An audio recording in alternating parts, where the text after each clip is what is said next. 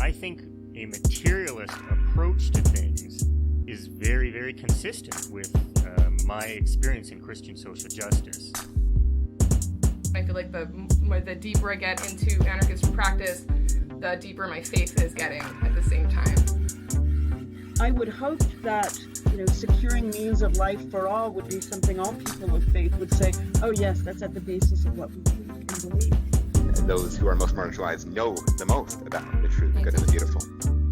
To me, it's less that I think building class solidarity is a bad thing, as much as it seems like if you don't attend to things like anti-Black racism, that's always going to get in the way of building class solidarity, actually. And when you go back, you find that a lot of revolutionary grassroots participatory movements, the precursors to what you could call the barrio assemblies and these grassroots neighborhood organizations, a lot of these were sponsored by the church.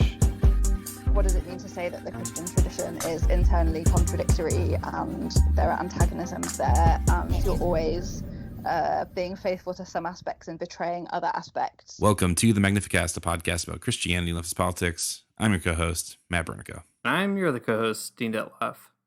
Whoa. Dean in the... That's a symptom of it being extremely smoky here in Toronto right now. Oh, man.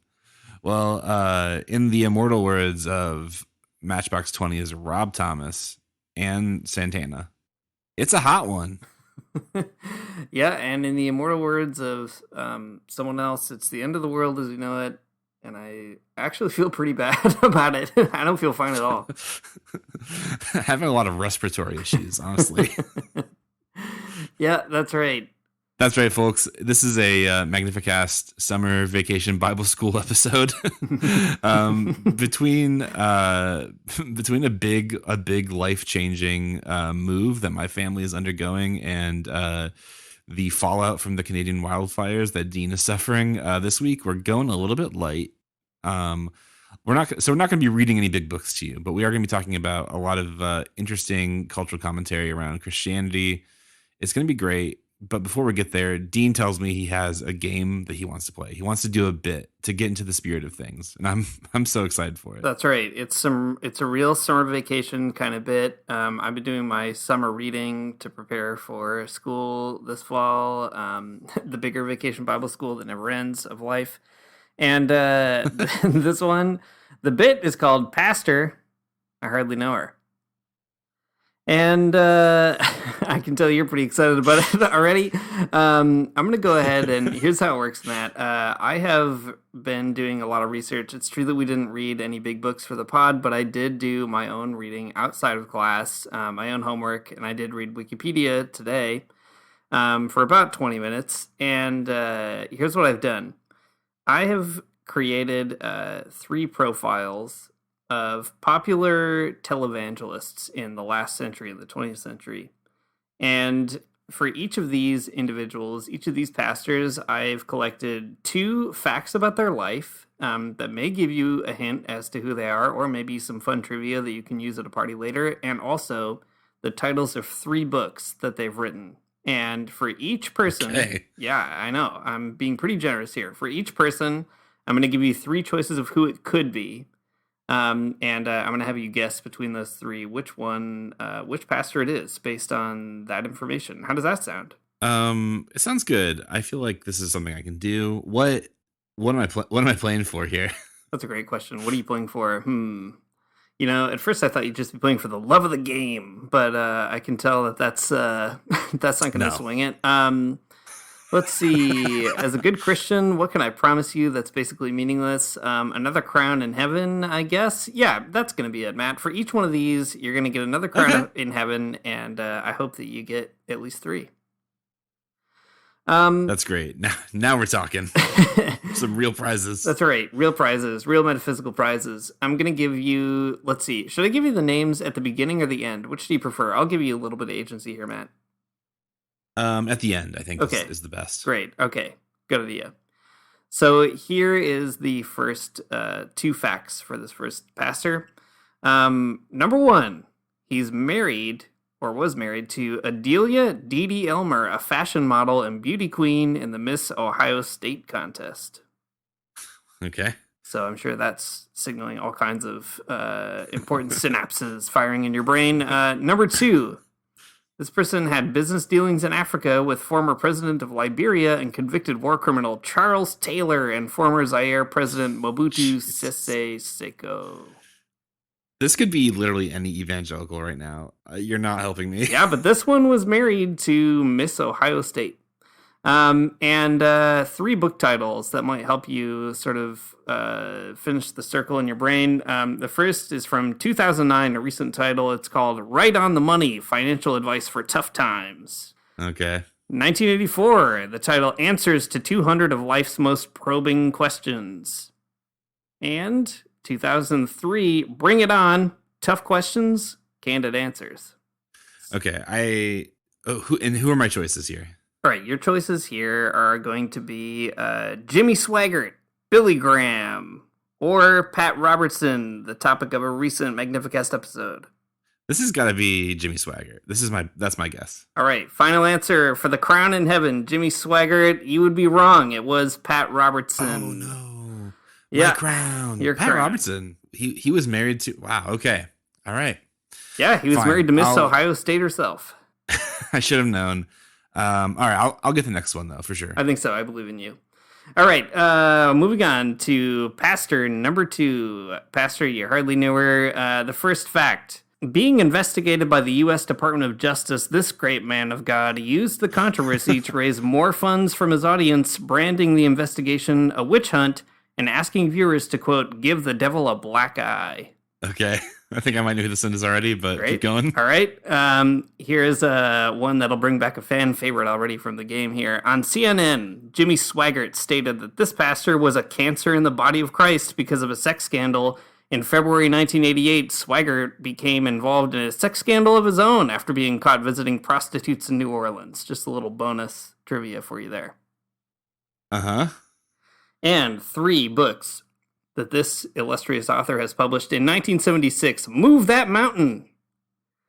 You can imagine Ty Pennington saying that title. In 1996, I was wrong.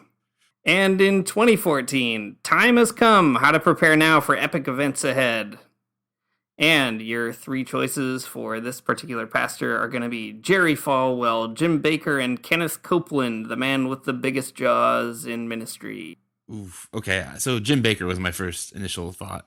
You got it. You got 1 crown. Ding, ding, ding. Oh, thank God. You can enjoy that one in the afterlife. Whew. That's great. At least it's not going to rust and be eaten by moths here. So that's great. Exactly. It's just like that beer that underage people could buy from Nathan Fielder's Great Liquor Store in that one episode of Nathan For You. Okay. Rounding it out, here's the last one. A bit of a cleaner, squeakier round. This person was included on Barbara Walters' list of the 10 most fascinating people of 2006.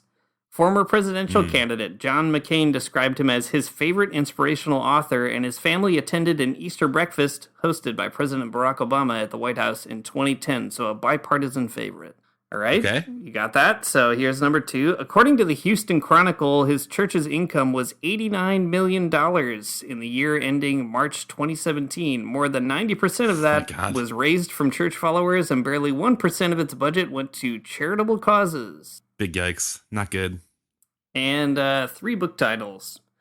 From 2014, You Can and You Will, 8 Undeniable Qualities of a Winner. From 2012, I Declare, 31 Promises to Speak Over Your Life. And from 2011, Every Day Friday, How to Be Happier 7 Days a Week. Okay, so the bipartisanship of it all did throw me off, but I'm pretty sure I know who this one is. Can I guess this one without even the... Okay, A Called Shot. It's like from half court. Yep, this is worth 2 crowns. It's Joel Osteen? It's Joel Osteen, exactly. Ding, ding, ding. Oh, my God. That's going to make up your first miss on Pat Robertson. I'm going to give you all 3 crowns by the end of this. Great job. Thanks for playing, Matt. Pastor, I hardly knew her. It turns out you did know a couple of them, and I'm impressed. You did a great job. I can't believe that Joel Osteen, he was at the White House with President Obama? That seems so off-brand. I know. Can you imagine it? Easter, I hardly know her. That's right. Can you imagine at Easter, like, being like, you're the president of the United States. You could invite literally anyone in the world to your house for Easter, and choosing Joel Osteen and his family. What a weird choice. No, I can't imagine. No, I can't imagine that at all. That sounds awful. It's the worst choice. Yeah, and favorite inspirational author of POW, John McCain. That's such a bizarre smattering of things. Well, Dean, a great game. Thanks for putting the effort in. Thanks for all these great crowns that are up in heaven now. I'll be sure to check in with St. Peter on my way in and be like, hey, I did win the game down on earth. Please, can you hand over those crowns? and he'll know what I'm talking about, I'm sure.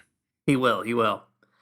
All right, Matt, that is a great game, but what are we actually talking about this week? Because that's about all I've been able to think about all day. Yeah, I'll tell you about the greatest game this podcast episode. I was just kind of reflecting on some things I've seen in the past week, some life experiences, some chickens coming home to roost, if you will. And I was thinking a lot about the claim that evangelicals often make about the claim that evangelicals often make, and also their enduring paranoia about being true to something called biblical Christianity. Dean, I know that you probably share this these intrusive thoughts as well, but when I was growing up as an evangelical, the question that was always on the tip of my tongue is this thing biblical? Is this a biblical girlfriend that I have? Right. Can't find her in there, can you? She's not in the Bible. Evangelicals are always asking these questions. They want to make sure everything's done by the book, and by the book I do mean the Bible. You've got to have things like a biblical marriage, a biblical dating life. You got to have a biblical expression of masculinity or femininity. You got to have biblical politics and so on. Biblical ska music. You got to have. Well, yes, that's true. You do have to have biblical ska music. But you can see these types of. I think you could call this a lot of different things, right? This like sort of like tendency towards wanting to find whatever impulse or whatever niche in your life, you want to find something about it in the Bible to use as like your guiding light or whatever. So that's true. You can call it a lot of different things, but to me, it sounds like it feels a lot like a paranoia, a type of fear, like an intrusive thought that people have over and over again. They can't quite escape from. I don't know if that's quite right, but that's all I could think of as I was starting to kind of like work through this idea in my brain. But you see these types of like fears or whatever you want to call them manifest themselves in Christianity most acutely when it comes to all of the culture war topics that Christians on the right seem to find themselves in the middle of these days, right? Whether it's, I don't know, LGBTQ stuff or, questions around abortion or healthcare or war and politics. They always want to find something that's biblical about it, right? That's the way that evangelicals want to justify basically everything in the entire world. But all these assumptions about what is biblical and what isn't biblical all stem from like a particular understanding of culture that is really just not true. Evangelicals have this assumption or this like model of how they think culture works. That suggests that Christian culture ultimately stems from like theology first and not culture first. Or to put it in Marxist terms, like for evangelicals, the base is theology and the superstructure is culture. but that's a cursed sentence that I just said for sure. But I think this is evangelicals don't know how culture works for sure, and I guess that's kind of the interesting thing to me is that they have it exactly backwards, right?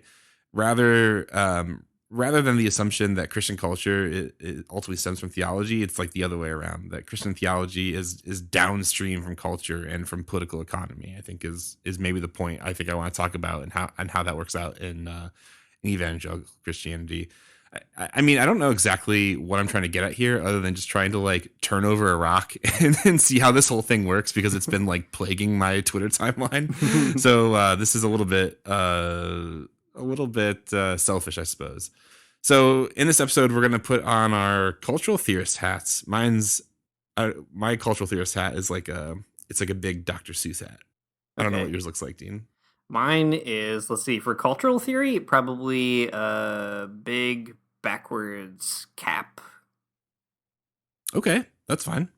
So we're going to put on our cultural theory hats. We're going to talk about the ways that Christianity gets constructed culturally, and also like the sleight of hand that makes it appear as something that is primary rather than secondary to, political economy and so on. The goal of this episode is really just to talk about the ways that culture, religion, and politics are all tied up together in some really complicated ways, and the ways that Christians, especially evangelicals, want to like oversimplify that relationship. Does that all make sense? I think so. We'll make it make sense. I mean, I guess we can get into it all in a minute, but does that particular phenomenon of like this has to be a biblical thing, is that a part of your experience as a Christian as well?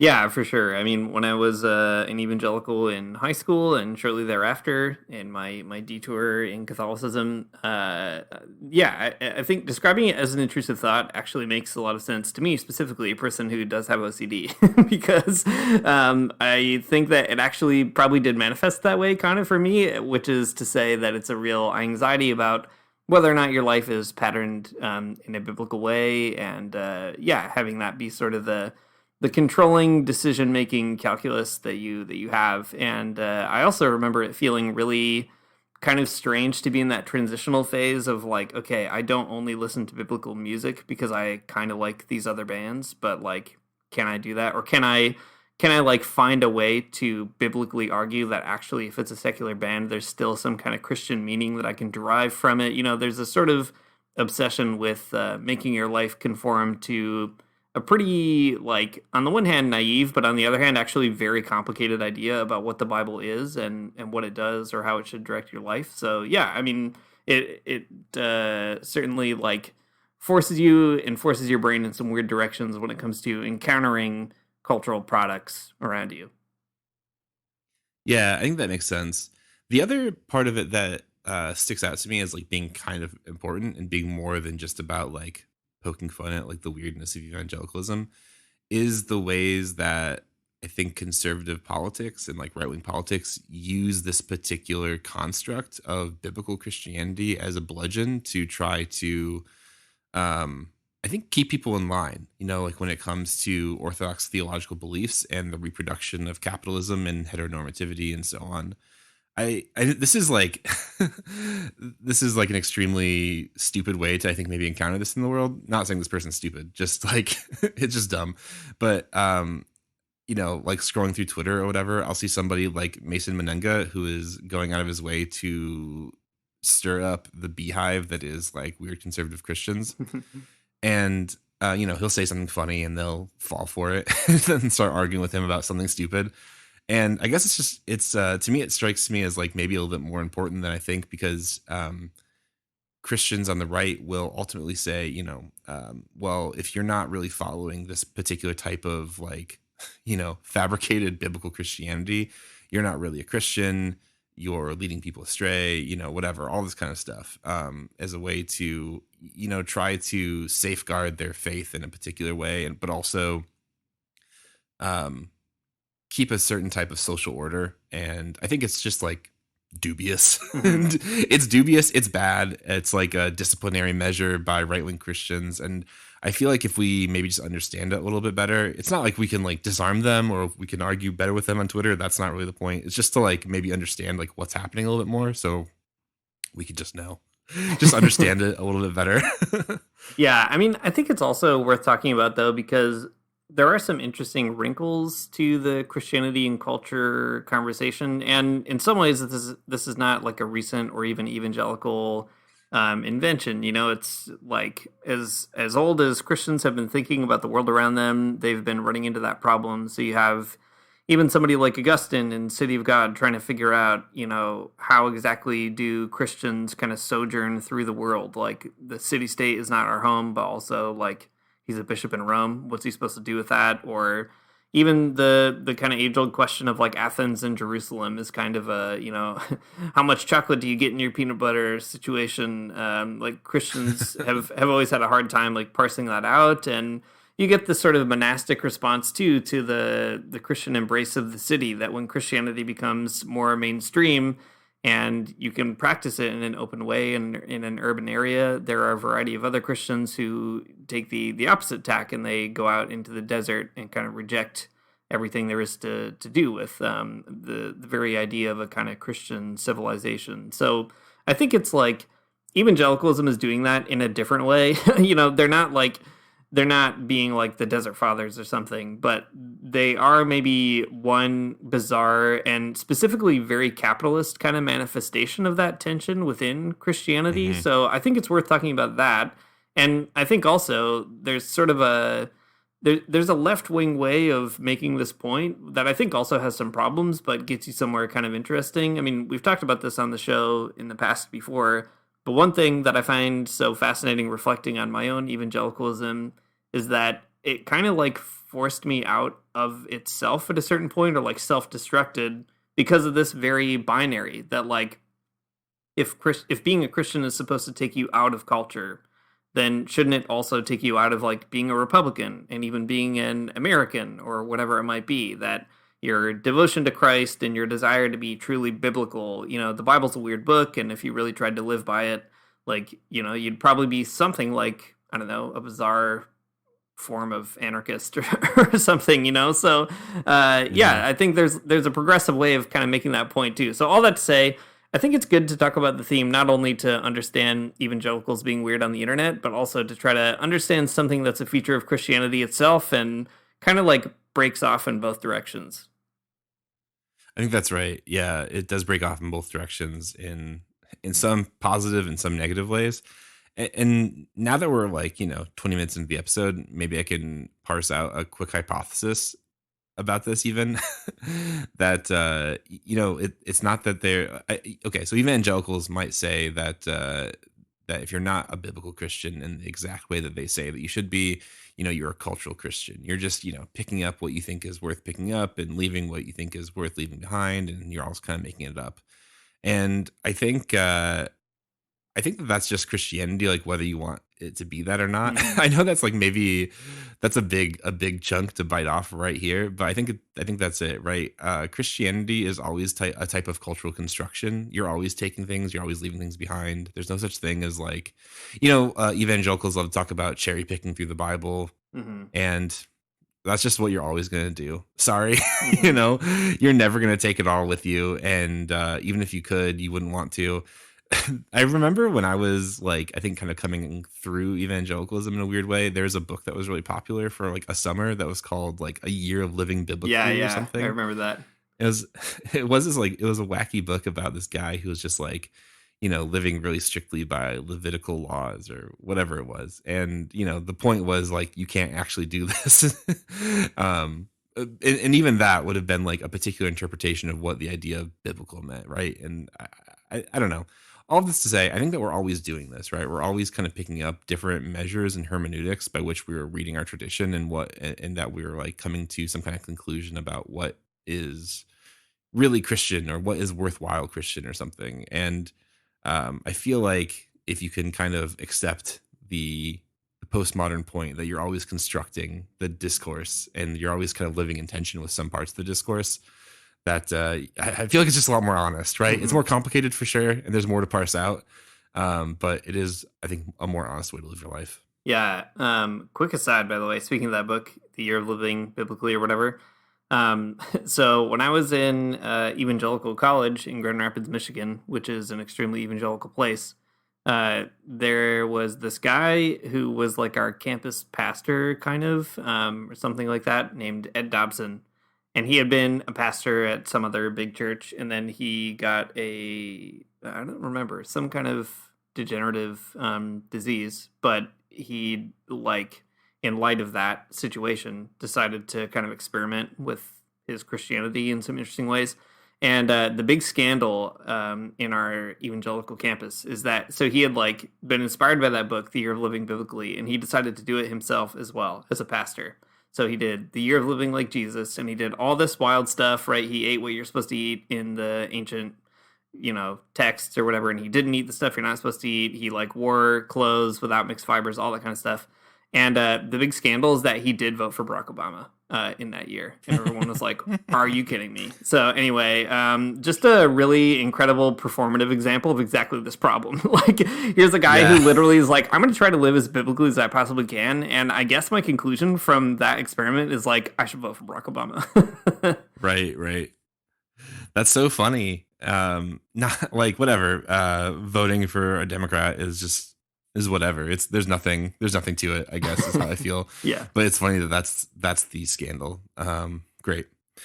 Well, okay, we can talk about more of this, I think, in a minute. But I think what's interesting, you were just mentioning this, how this is like a trend that can kind of cut both ways, right? On the one hand, there's the right-wing interpretations of what being biblical means, and surprise, it means being being a really stuffy and lame capitalist who has to be straight and has to be sort of like conforming to particular gender roles and a particular type of sexuality and so on, and that sucks and is annoying. But there's also like another way to cut it, where it may be a more radical, more radical type of like true Christianity, right, or authentic Christianity. And in this one, I like it better, so I feel less critical about it. But you kind of see something similar, right? Like even I know like a really important sort of line of flight away from evangelicalism for me was the whole idea of like red letter Christians, like the Tony Campolo and like Shane Claiborne kind of thing. The idea that you're going to really take seriously what Jesus said. And like there's a type of, true Christianity bound up in that, right? A type of authenticity in your faith where you're really paying attention to this particular social ethic. But at the end of the day, I mean, you're still interpreting that social ethic through the 21st century capitalist world that we live in.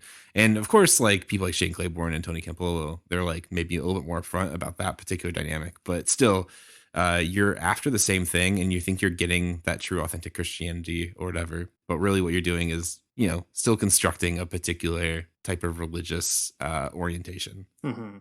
Yeah, exactly. And I mean, that's the other piece too, is I respect the desire to sort of pull that understanding of biblical Christianity away from the right, and it does create some interesting things, like for all his faults, and I guess there are many of someone like Shane Claiborne, the idea of doing something like an intentional community or a kind of weird 21st century monastic experiment or whatever is like a thing that is at least sort of an interesting expression of that point. But it's true that, one problem with that approach is it fails to sort of recognize how cultural Christianity is always going to be, in a way that it's almost like if you don't really embrace that point, you're bound to end up in some really weird problems down the line, which, the red letter Christians have had to deal with, like especially around things like gay marriage is the one that I always think about, where they have often been like, well, we're true biblical Christians, which means on the one hand, we really care about the poor and immigrants, but also like we're either going to be quiet on gay marriage or be extremely late to embrace it one way or another. And, it creates all these bizarre problems because there's still this sort of assumption that at the bottom, there's a biblical Christianity that's pretty easy to figure out. And you just have to kind of live that out, and creates some really weird like moral compromises down the line. Yeah, totally. You also see these things too. I mean, like liberation theology is not free from this particular dynamic either, right? Like, something like we're always talking about the Gospel in Sol and Taname, this book, this collection of like conversations that Ernesto Cardinal, a very revolutionary Catholic priest, has with these farmers in Nicaragua.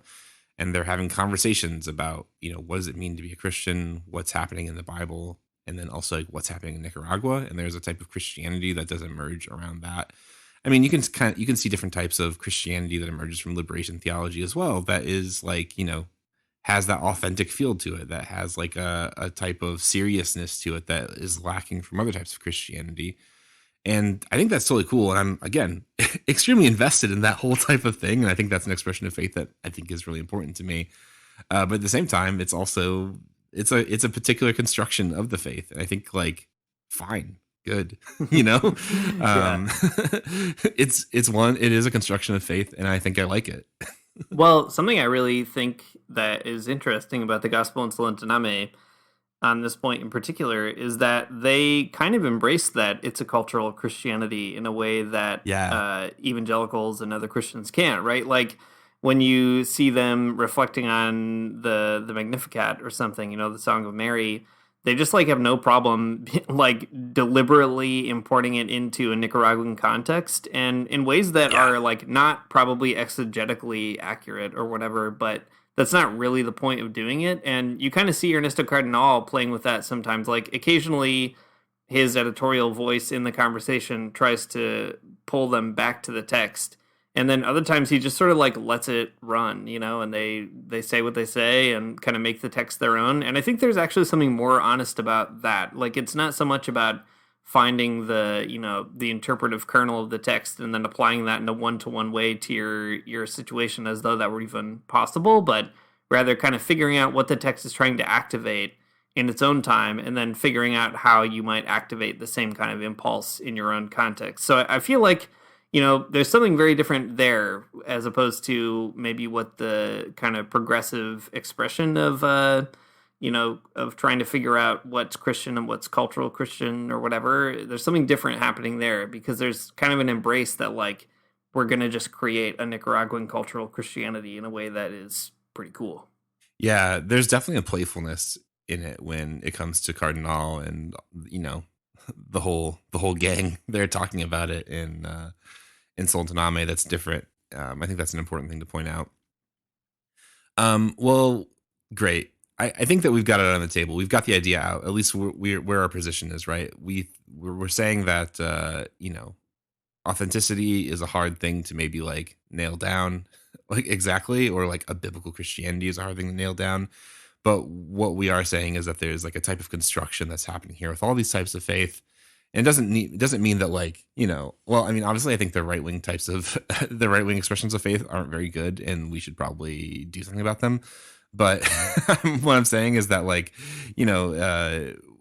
what we're doing here is like, we're muddling through, right? We're taking our faith tradition and we're trying to do something with it that is like meaningful in the world. We're trying to make it produce a particular type of affect in us. We're trying to make it, come alive for us in different ways. And I think that's positive, but to me, it seems important that we know what we're doing when we're doing it. Mm-hmm. Does that seem right? I think so. And I think it's like there's something kind of true about the impulse to say that Christianity isn't identical with culture in a way that's also very important, especially in a capitalist culture. Like, I want to say that, there's something in the Bible or something in the person of Jesus or in the Christian tradition or whatever we might say that sort of escapes the culture that we live in. And, like because it was produced in a different cultural time. The Bible's produced in actually many, many different cultural moments. But it's kind of speaking to something that's out of step with our own culture in many different ways. I think there's something important about that because you don't want to be like, well, at the end of the day, you just kind of accommodate to the spirit of your age and you make Christianity whatever everybody else is saying. Like, that's kind of liberal Christianity, which I think is not very good. But like trying to figure out exactly sort of how much do you let the Bible and Jesus and the Christian tradition disrupt your culture and in what ways. I think like the key is to be like, you're just always negotiating that. Like you're never really like nailing it down or being like, here's the, that's the evangelical temptation is to be like, here's the static set of things that are just always true throughout all time about Christianity. And, surprise that what turns out to be always true is something like a handful of weirdos made up in like the late 1800s. So like it's important to maybe figure out like how that cultural context that we're always producing and creating and so on sort of plays back and forth between like the moment that we're in and maybe the future and the past that Christianity is like calling us into to sort of like disrupt whatever's going on right now.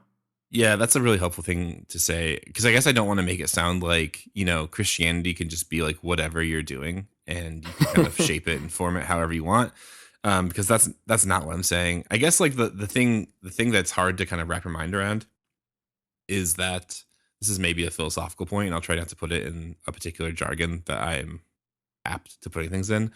But like with Christianity, there's like, you know, a set of potentials within it. There are contours to it that exist already. There are like, I don't know, like there are there are a set of things that exist within it that you have to just kind of come to terms with and like accept or reject and like play with.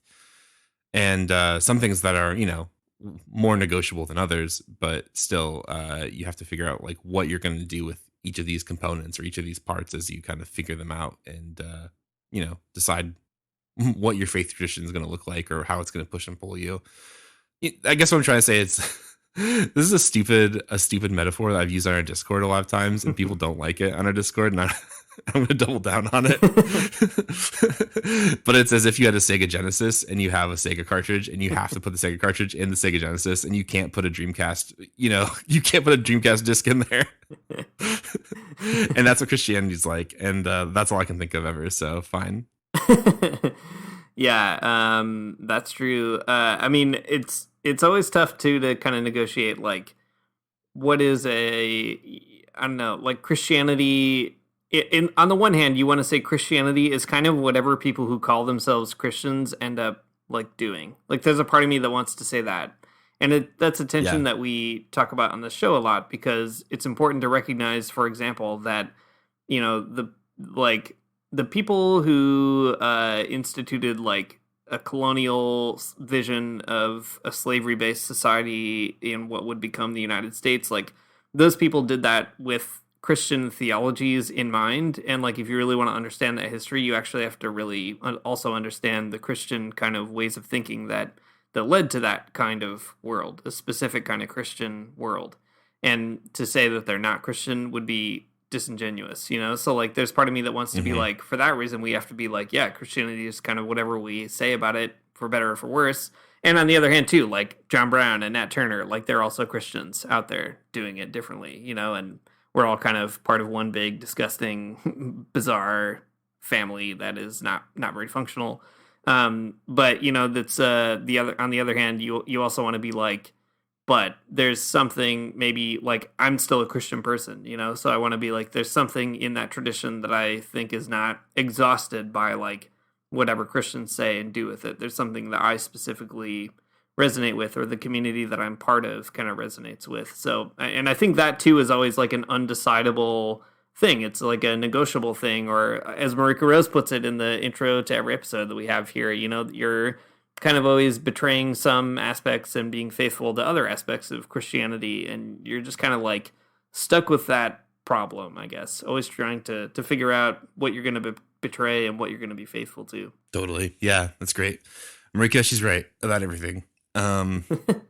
Well, okay, we're wrestling a lot with our particular brand of Christianity and like how we're parsing it out, and that's cool. Love that. I think that's really great of us to do on a podcast, a very vulnerable moment, perhaps. I think the maybe more analytically useful though than us just like waxing philosophical about it for a minute is like exactly what right-wing Christians are doing when they're doing this kind of thing. You know, like we're just talking about, well, I was just talking about like the types of potential that are within the Christian faith, and like, you know, what are you betraying? What are you not betraying? These kinds of ideas.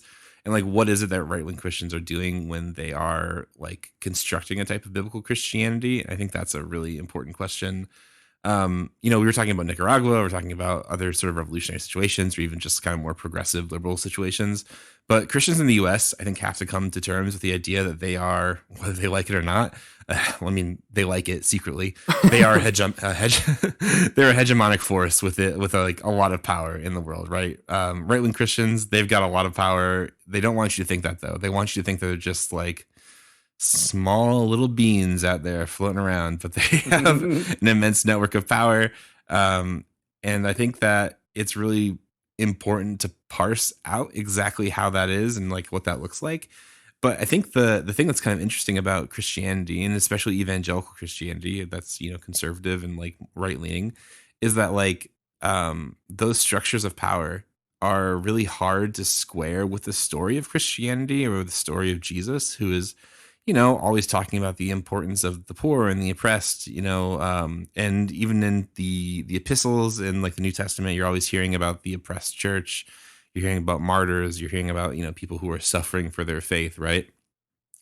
And evangelicals in the US have to like kind of come to figure out ways to come to terms with that, because like that's like an essential feature, I think, of Christianity, at least like um not an essential feature of Christianity, but it is like, a really important part of the Christian story to tell. And I think it's also like maybe like one of those legitimizing stories within Christianity that like, if you are really a Christian, if you're really living biblically, you're going to be persecuted, because like that's what always the Bible's telling you, right? So evangelicals in the US, they always do this thing where they have to invent really complex conspiracy theories about their own persecution. And I think that a place where somebody who talks about this in a really helpful way is Tad DeLay. He has a book called Against What the White Evangelical Wants. You might remember we've had him on the show a few times. We've talked about this book a handful of times. And I think it's probably one of the best explanations of like what's going on with evangelical brains. Yeah. In the book, there's this one part that always kind of springs to mind whenever I think about evangelicalism and like the construction of this narrative within it. And there's a chapter in his book where he talks about DC Talk. If you're familiar, maybe this is before the time of some of our listeners, but DC Talk, a really important contemporary Christian rap rock band. When I was in high school, there was a book that they wrote called Jesus Freak, and it's like, I'm sure, Dean, did you have this book? You probably had it. I did not have it, but it was on the coffee table of all of my evangelical friends. Okay, yeah, great. Well, I had it for sure. It was also on the coffee table of all my evangelical friends as well. But it's just like a book that's like, the book is kind of a lot of places at once, but it does tell you a lot of stories about like the martyrs of Christianity, right? And it does a lot to do. It does a lot of work to try to explain to you the ways that Christians are still persecuted. And one of the central stories that Tad talks about in his book, but I remember this from the book pretty explicitly, because this was also, I think, a part of my teenage experience, was about the possibly fake story, more than likely fake story, about Cassie Bernal, a student who was murdered at Columbine, which is, a pretty important event, a school shooting, she was murdered because she allegedly had like expressed her faith to the gunman, and then she was shot for it, right? And the way that Tad tells the story is really interesting, because there's like some details missing to that story, and maybe it's, who knows if it's true or if it's not true. But that particular story is actually really important, or at least it's a really important narrative in the building up of the evangelical persecution complex, that like there will be these situations in your life where you will become persecuted for your Christianity, maybe even to death. And that because of the particular nature of Christianity, you should be like excited about that, right? Like you should be happy to become some kind of martyr. And that's like an extreme, like the Columbine example is extreme, obviously. And again, I don't know if it actually happened or not. I mean, who could know? But all that to say that like Christians will tell these types of stories and do all types of mental gymnastics to seem like they are people who are persecuted, because that particular vibe is like so important to the psyche of evangelicals. Because it like it's legitimizing, right? It means that like, if you're being persecuted, then you must be doing something right, because the world hates you so much because you're such a good Christian. Like that's what's happening. When in fact that's not really what's happening at all. It's just like people hate you because you're an asshole. You're being a weirdo on Twitter. But I mean, I think that's really what a lot of the culture wars around like trans people or other LGBTQ topics or whatever, they come down to this particular dynamic, right? Evangelicals have built a particular type of Christianity that follows extremely recent types of family norms and values and ideas about sexuality and gender. I mean, and also some older ideas. I'm not saying they're all very recent, but like what I'm saying is that they reproduce like capitalist values about the family and sexuality and gender, and then they want to paint the picture like as if the Christian family is under attack by queer people or something, which is Obviously, just not true, but that's the story that you end up hearing. I mean, maybe true in a certain sense, but like good. But yeah, I think that's true. The persecution complex is there with respect to cultures. So Christians, evangelical Christians, will sort of build a world in which culture is out to get them, even though Christians are the ones who are enjoying the highest seats of political power in those cultures. But there's kind of an interesting. It's not a counterweight because I think it's intimately tied to the same thing, but maybe in the opposite direction, where like culture is also that place where there are temptations in culture. There's things that you could do that would be very fun or like completely innocuous, like getting a Starbucks cup that doesn't say Merry Christmas on it or something. On the one hand, or like a film that you shouldn't watch or music that you shouldn't listen to, things like that. And on the one hand, they're kind of like these corrupting influences. So there's still it's almost like it's like a sort of a metaphysics of persecution. Like everything could be persecuting you, not just other people, but like the world itself, the things you encounter are kind of persecuting you as a Christian or calling your faith into question. But the reason I say it's kind of almost like a counterweight is that it's like, those are also things that could be super fun, but like, you're just not allowed to do it.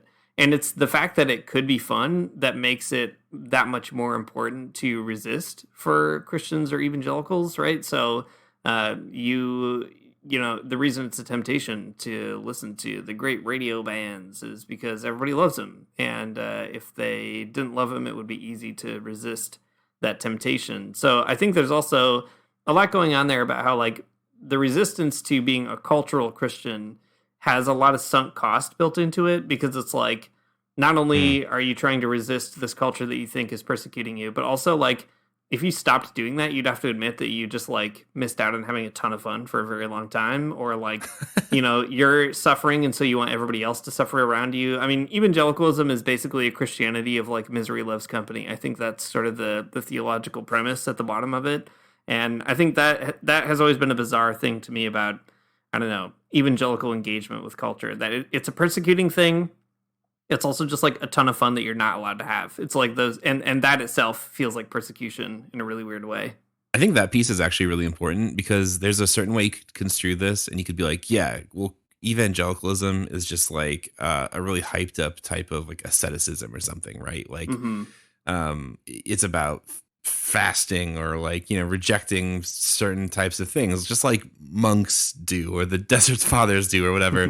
But that's not quite what it is. I think that parsing it out as like misery loves company is better, because it is, I think, less a type of asceticism and more of a type of sadism. Like, you want people to suffer alongside of you, and you want to watch them suffer just as much as you are, or something. Or maybe even to taking an extra step, like you want people to think you're suffering, you want to see people suffering, but you secretly are not suffering. You're right. Actually indulging. Yeah, exactly. You're the Jimmy Swaggart who's like, I hate this guy I hate Tim Baker for this sexual sin or whatever, and then he's like caught with all these prostitutes in New Orleans. It's exactly that. Yeah. Totally. Yeah. There's like something like exciting about the anxiety that you're producing in your own life, because like you're getting one over on all your friends when you're having premarital sex with your girlfriend. Yeah, exactly. I mean, it creates obviously all kinds of really toxic problems in people's brains and in our societies and so on.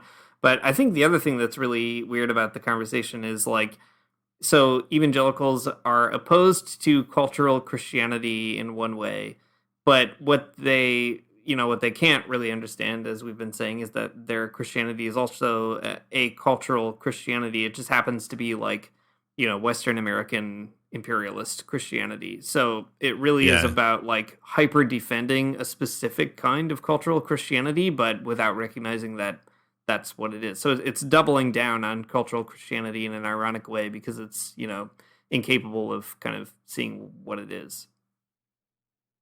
Yeah, I think that's right. You don't have to look very far within a lot of those particular types of like circles of evangelicalism to just like find the the incredibly constructed lines. I mean, I don't know. People say that we'll have this argument on Twitter, and I think there's something to it. And biblical scholars, maybe you can chime in here, tell us we're wrong or whatever. But like people always talk about biblical marriages or whatever, and the norm, which is such a complicated idea because like the Bible is like it's a collection of books that have taken place. They're set in like time periods thousands of years apart, and like the particular types of like cultural construction around marriages are different in different parts of the Bible. Like sometimes it's polygamy, sometimes it's not, sometimes you're marrying your brother's wife or whatever. It's like there's like clearly no really like one definition of like what that type of relationship should look like or could look like. But like just like you said a minute ago, like evangelicals have just found a way to tell that particular story so that the normative type of marriage in the United States, looks just like it does in the Bible or whatever. Just it ends up being such a such a weird storytelling process of self mythologization. Yeah, exactly. And I think that also sort of feeds into the dynamics we were just talking about too, with the kind of like sadism that is at the heart of evangelicalism, or like bumming yourself out to bum everybody else out. You get these kind of, I don't know, strange kind of cultures of like everybody sort of pretending they're having a good time, but actually nobody's having a good time. I mean, at least that was sort of my experience of evangelical church. Like you get a handful of like basically normal people, and that's good for them, I guess. But for the most part, I feel like you really get a lot of people who are kind of driven neurotic by their own bizarre theologies, and everybody's kind of pretending that it's totally fine, and there's a kind of tragedy to it, because by imposing that sort of obsession with like the capitalist model of the nuclear family, or old-timey gender roles or whatever, all that kind of stuff, like it does produce suffering in families. Like that's the kind of thing that I think is really fascinating about the Marxist opposition to the family, or even Jesus's opposition to the family in his own ministry in a different way. Like I think there is this kind of recognition that getting too attached to a family model can create lots of pathologies and problems internally. But evangelicalism has to sort of double down on it and maintain on it in ways that are open to lots of abuse and lots of other kinds of problems that arise out of that. So there's this sort of like imposed suffering that really emerges in it. I mean, Tad is really good at talking about how evangelicalism is I don't know, just like a big bundle of like pathologies, I guess. I think he's right to do that.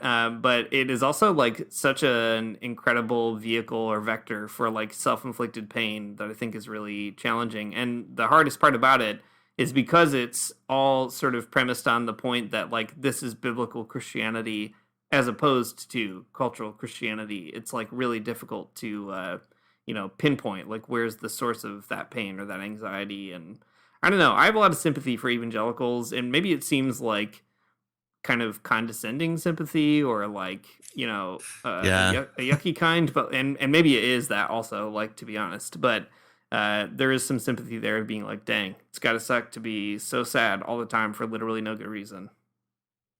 It's true. I feel maybe the same way. It's condescending, probably, for sure, because of how annoying evangelicalism can be. But also there's also sort of like a tinge of like I don't know, I've been there, I know what that's like. Please don't do that to yourself. Yeah, exactly. Yeah, well, all right, so we're running out to the end here at the end of this hour. I think how could we end this conversation, Matt? I think there's something important about like affirming that all Christianity is cultural Christianity, and also being like, and it's not like reducible to culture. And maybe that's kind of the key. The thing that we're always talking about in this podcast is like Christianity is just like a huge set of stuff that you can kind of mess around with, and maybe it's not infinitely plastic or something, but you can do quite a bit with it, and people do very bad things with it in a right-wing way, but maybe we could do something on purpose in a liberating way, build the revolutionary culture that we need, such that we have a Christianity that could be sort of more adequate to that, or vice versa. Maybe have a Christianity that's so like radically opposed to the culture that we have now, that it could maybe call into being some other kind of cultural way of being? I don't know, Matt. Help me land this plane. Like, what am I circling around here? Yeah, no, I think you're on to the right point, right? Christianity is a Sega Genesis, and you're putting the Game Genie in it, and then you're putting the Sonic and Knuckles connector on it, and then you're also putting Sonic 2 on there.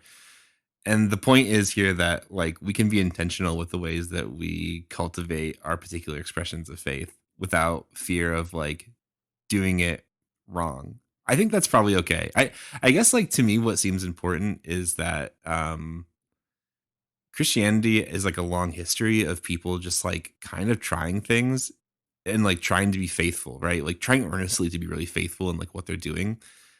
And sometimes you get it really wrong and sometimes you don't. But like I think that like there's something really important in the experimental type of feeling of that. I mean, I know that's kind of like non-committal even in a weird way. But I guess what I'm trying to say is that like sometimes you get really cool things out of it. And here is a very bizarre example. Dean and I, we've been thinking a lot about the Franciscans lately because of this like book project that we're working on. But at the same time of the Franciscans, there were these other folks that were important theologically in like the middle and southern parts of Europe called the Brethren of the Free Spirit. And you'll see all kinds of other like sometimes the movement is just called, the Free Spirit movement. But anyways, it's this idea that your soul is like is a part of God in this really particular way, right? And if you can strip all of the awful stuff about your soul away, you can see God like reflected in yourself. And I think what's interesting about that though is that, I mean, whatever, an interesting theological idea, whatever, maybe there's some like helpful ideas in there for you. I have no idea. But all that say that it was like a movement of people who were like trying to figure something out with regards to their faith in a particular type of community. And then like they ended up getting like squashed by the Catholic Church because of anti-clericalism. But I guess all I'm trying to say here is like because the Free Spirit movement walked like Franciscanism could run. I guess is kind of what I'm trying to say. but we never. But that's how Christianity is, right? People are always trying things and they're trying new expressions of faith. And I think that there's something kind of positive in that searching and experimentation that I particularly like, and I think that it is worth our time. Yeah, I agree. So be the cultural Christianity you want to see in the world, I guess, is the moral of this one. I think that's good. It's a good moral. Thanks for listening to the Magnificast. If you like what you heard, you can support us on Patreon at patreon.com/themagnificast. Folks, we're in the summer times. We're summer vacationing. We've got a lot of big moving parts in our lives. So the lock-in podcasts have been a little bit short. we haven't been doing them, I guess I'm trying to say. But we're still in the Discord, and if you subscribe to the Patreon, you can get into the Discord and have conversations with us, and that'll be cool. Someday things will return to normal, hopefully when the summer's over. That'll be great. Anyways, subscribe for Patreon or don't. Just, whatever you want to do is fine. But we would love to see you in the Discord. It would be a great time to hang out. Our intro music is by Mario Armstrong. Our outro music is by The Illogical Spoon. We'll see you next time.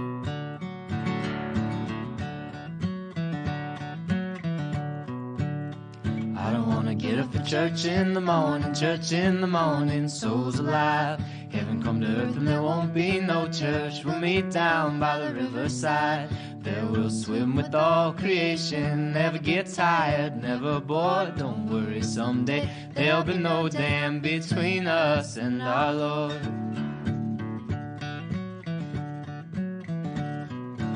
Jackson, keep your hoods up. Keep your hoods up and you stay up late. In Jackson, you keep your hoods up. Well, you keep your hoods up and you stay up late. Oh, don't mind a cold night, but we might mind if you leave too soon. So come on now, it's still early. At least I would have